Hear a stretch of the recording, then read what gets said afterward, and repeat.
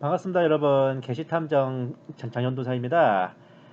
오늘 이제 게시록 15장 강의에 들어가겠습니다. 이제 벌써 후반부로 치닫고 있는데요. 오늘은 유리 바다 위에 이긴 자들에 대해서 여러분들께 설명드리겠습니다. 15장 1절 말씀. 또 내가 하늘에서 크고 놀라운 다른 표적을 보았는데 일곱 천사가 마지막 일곱 재앙을 가졌더라. 이로써 하나님의 진노가 그것들 안에서 끝마치리로다. 이 장면을 조금은 예사로 넘어가기 십상인데 사도 요한이 초장부터 크고 놀라운 표적이라 한 것은 야부리가 아닙니다. 일곱 천사가 일곱 대접을 가졌다는 것도 아니고 일곱 재앙을 가졌다는 것에서 어쩌면 사도 요한은 일곱 대접에 담겨있는 재앙들을 마치 투명한 유리그릇 안에 들어있는 내용물을 보는 것처럼 미리 다 봤을지도 몰라요.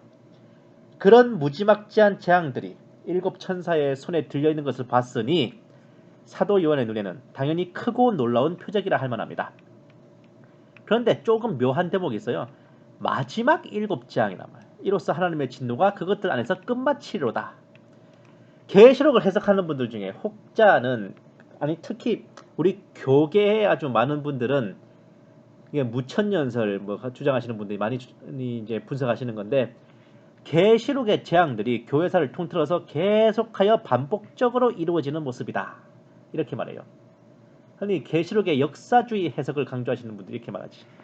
또 혹자는 그러니 많지 계시록의 내용은 딱히 1장부터 순서대로 연결되는 내용이 아니다. 라고 하기도 하는데 바로 요 구절 15장 1절 2구절에서 그런 모든 해석들이 별 미친 개소리인 게 드러나는 순간이에요. 아니 보세요. 일곱 인에서 예고편 내보냈어. 일곱 나팔이 전 3년 반이야. 일곱 대접이 환란의 마지막인 후 3년 반. 그리고 그 일곱 대접을 끝으로 하나님의 진노가 심하게 한다. 나와 있잖아요. 그러니 너무도 당연하게도 일곱 봉인부터 일곱 대접까지의 재앙들은 교회들의 역사 속에서 반복적으로 일어나기는 개뿔. 단회적인 사건이야. 이거 한 번이나 하면 끝이야. 계시록의 내용은 당연히 1장부터 22장까지 한 큐에 연결되는 스토리라고요. 한글만 읽어줘야 알아도 이걸 몰라? 아이고. 자, 2절 말씀. 내가 보니 불로 뒤섞인 유리바다 같은 것이 있고 그 짐승과 그의 형상과 그의 표와 그의 이름의 숫자에 대하여 이긴 자들이 하나님의 하프들을 가지고 유리바다 위에 섰더라. 밑에는 이제 개역 성경 버전이에요. 자, 검은고와 하프의 차이점은 너무 깊게 생각하지 말아요. 네. 이긴 자들. 여기서는 이기고 벗어난 자들이라 되지. 아우슈비츠 수용소에 갇힌 유대인들이 도망치는 방법은 화장터 굴 쪽으로 나가는 거였지. 여기서 이기고 벗어났다는 것도 결국 순교했다는 겁니다. 앞전에 대환란에서 나오는 자들이 흰 옷과 종려나무 가지를 들고 서서 찬양하는 모습이 있었죠.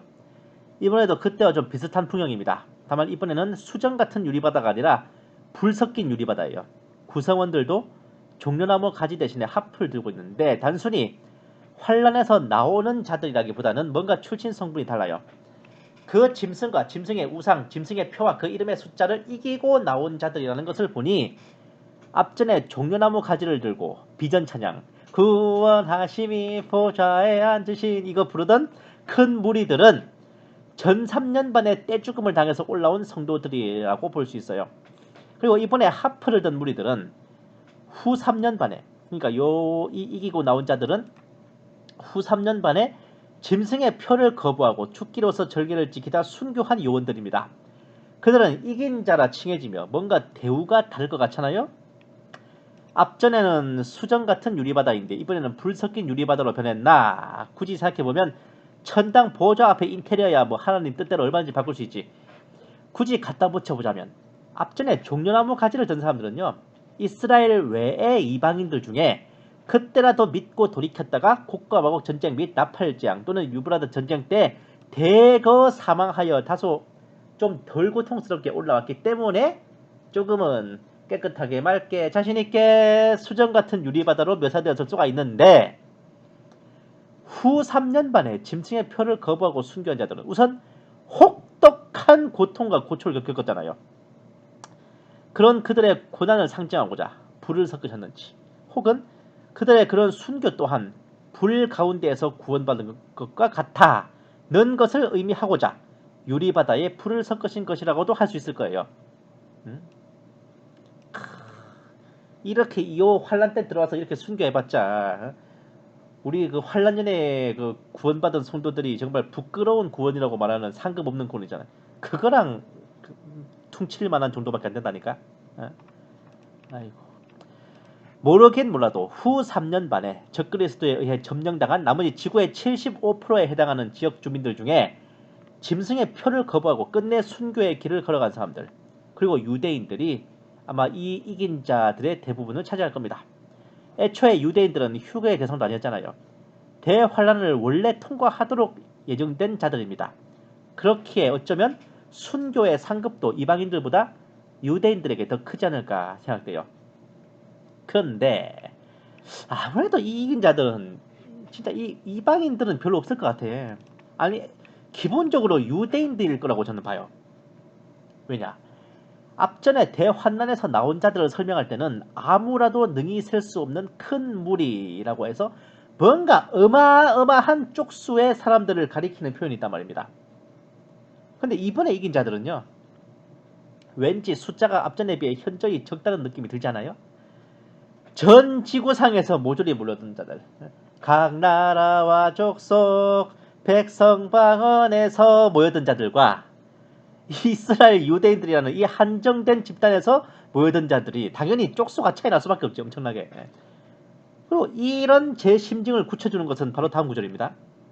이 사람들이 하나님의 하프를 들고 유리바다 위에 서서 부르고 있는 찬양이 무엇인가 하니 3, 4절 말씀. 그들이 하나님의 종 모세의 노래와 어린 양의 노래를 부르며 말하기를 전능하신 주 하나님, 주의 행하실 일이 위대하고 놀라우니 성도들의 왕이여, 주의 길은 의롭고도 진실하나이다. 오 주여, 누가 주를 두려워하지 아니하며 주의 이름을 영화롭게 하지 아니하리까. 오직 주만 거룩하시나이다. 모든 민족들이 주 앞에 나와 경배하리니 이는 주의 심판이 나타났기 때문이니이다. 라고 하더라. 제 참고로 말씀드리는데요, 지금 제 방송 듣고 계신 성도님들, 여기 이 불 섞인 유리바다에 서서 하프를 들고 찬양하는 이긴 자들이 저와 제 방송을 보시는 성도 여러분들보다 새까만 후배입니다. 이 이긴 자들이 이긴 자 기수로 따지면 우리보다 새까만 후배라고요. 우리가 엄청난 이 사람들보다 우리가 엄청난 대선배입니다. 예. 그거 생각해 보시면 우리가 얼마나 하나님께 큰 축복을 입었냐고요. 이런 거지. 너 천당 몇 기야? 너 이긴 자 몇 기냐? 예. 우리는 지금 벌써 이겼잖아요. 근데 이 사람들은 이때 가서야 이긴 자라니까. 예? 해병대 기수로 따지면 한 수십 기쯤 차이 나겠네. 자, 근데 이거는 킹제임스 성경이고요. 이거를 개혁 성경으로 보시면은 하나님의 종 모세의 노래, 어린 양의 노래를 불러 가로되 그리고 이제 만국의 왕이시여 블라블라블라블라. 근데 이 개혁 성경을 보시면 모세의 노래, 그러니까 이 어린 양의 노래가 곧 모세의 노래 같다고 이제 생각하실 수 있는데 이게 아닙니다. 모세의 노래 플러스 어린 양의 노래예요. 그러니까 이긴 자들은요, 당연히 이제 예수님을 영접하고 구원받은 채로 순교했잖아요. 그러니까 어린 양의 노래를 부르고 있겠죠. 앞전에 대환란에서 나온 자들이 그러니까 구원이 보좌에 앉으신 우리 하나님과 어린 양께 있도다라고 이제 찬양을 한 것처럼요. 그런데 이 이긴 자들은요, 요 앞전에 이렇게 막 찬양하던 그들이 부르지 않았던 모세의 노래를 어린 양의 노래와 함께 부르고 있어요. 모세의 노래는 구약에 2번 나옵니다. 하나는 이제 홍해를 건넌 직후에 부른 노래, 그 막 미리암이 소고 들고 뭐 그러잖아요. 모세가 죽기 전에 마지막으로 부른 노래가 하나 더 있어요. 출애굽기 15장, 신명기 32장이 각각 나오는데 아무래도 이제 홍해라는 벽에 막히고 이집트 군대에 추격을 당하면서 두려워하다가 하나님의 기적과 같은 도우심으로 구원을 받은 홍해 사건 때 노래가 아닐까 그 생각해 본단 말이에요. 사실 상징적으로 보면 홍해를 건넌 것은 예수님을 영접하고 세례를 받고 구원받은 것 자체입니다. 이거를 이제 홍해를 건넌 것에 비유하기도 해요. 그러니 사실 모세의 노래는 그 뒤에 있을 어린 양의 크고 크신 사랑과 기적과 구원을 미리 찬양하는 것과 진배 없는 거지만, 그럼에도 불구하고 모세의 노래가 어린 양의 노래와 굳이 따로 언급되는 것은 그 노래를 부르는 이긴 자들이 모세의 노래를 충분히 자신들의 것으로 공감하고 인정하고 흔쾌히 받아들여 부를 수 있는 바로 이스라엘 유대인들이라는 것을 의미하는 겁니다. 아닐 말로 이방인들이 모세의 노래를 알 턱이 있을까? 부르기나 할 것이며 공감이나 하겠냐고요. 짱깨랑 쪽발이가 아리랑 부르면서 감동받겠어요? 응? 모세의 노래는 유대인이라야 마음에 와닿는 그런 거라고 저는 봐요. 또한 하나님을 일컬어 이들은 성도들의 왕이라 부르는데, 사실 계시록 시점에서 성도라 함은 이방인 교회가 아니라 이스라엘 유대인입니다. 성도라고 하니까 뭐 교회 성도 생각하지만 거룩한 백성, 구별된 백성, 이렇게 성도예요. 이게 애초에 교회 성도가 아니라 이스라엘을 대상으로 쓰이던 겁니다. 우리가 너무 쉽게 까먹고 있지만요, 원래 이스라엘에는 왕이 따로 없어야 돼요.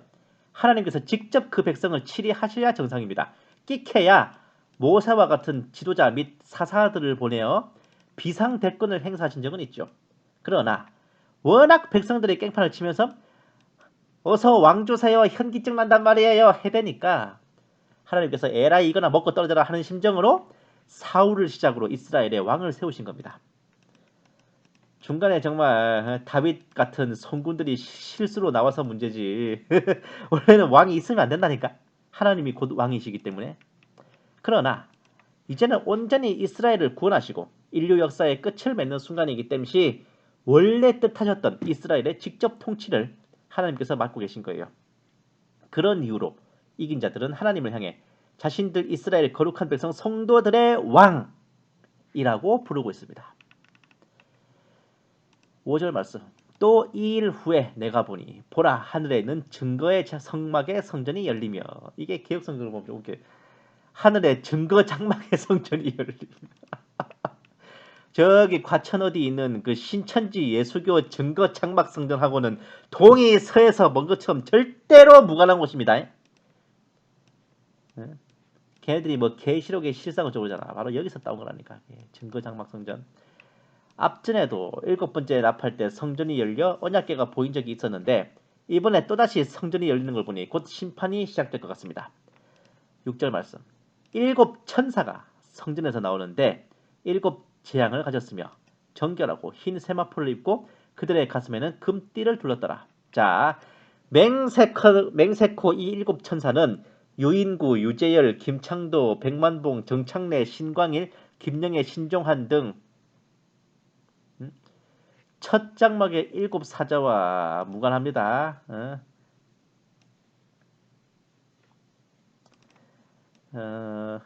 이 중에 한 명 빠져도 되겠네.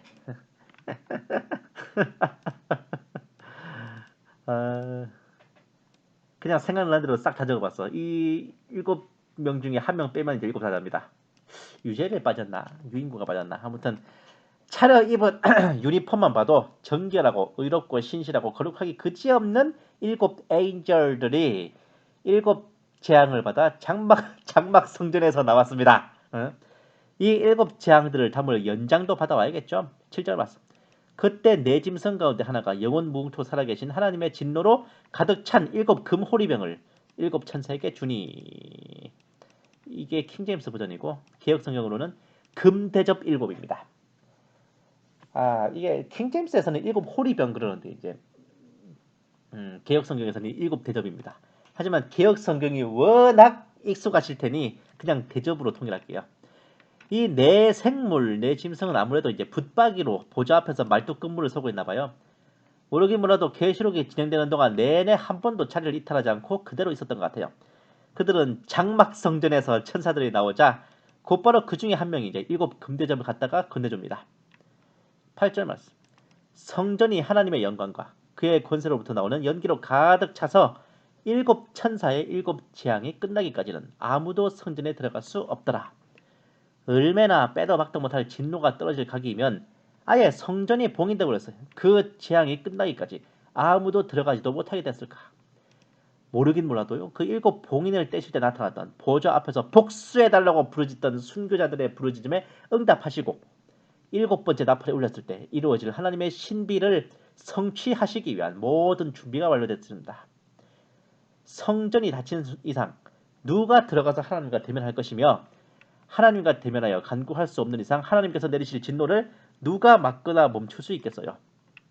이제 남은 것은 적그리스도의 나라와 그 보좌가 7대접의 재앙에 개박살이 나는 것뿐이며 적그리스도와 거짓 선지자가 유황불 불가마에 떨어지는 그날까지 재앙은 이어질 것입니다. 과연 사도 요한이 목격한 그 7재앙이 무엇이었는지는 이어지는 계시록 강의 16장을 기대하여 주십시오. 1절 말씀 16장 1절 또 내가 성전에서 나오는 큰 음성을 들었는데 7천사에게 말하기를 가서 하나님의 진노의 7호리병을 땅에 쏟으라 하시더라. 너희는 가서 하나님의 진노의 7대접을 땅에 쏟으라 하더라. 감사합니다. 계시탐정 장전도사였습니다.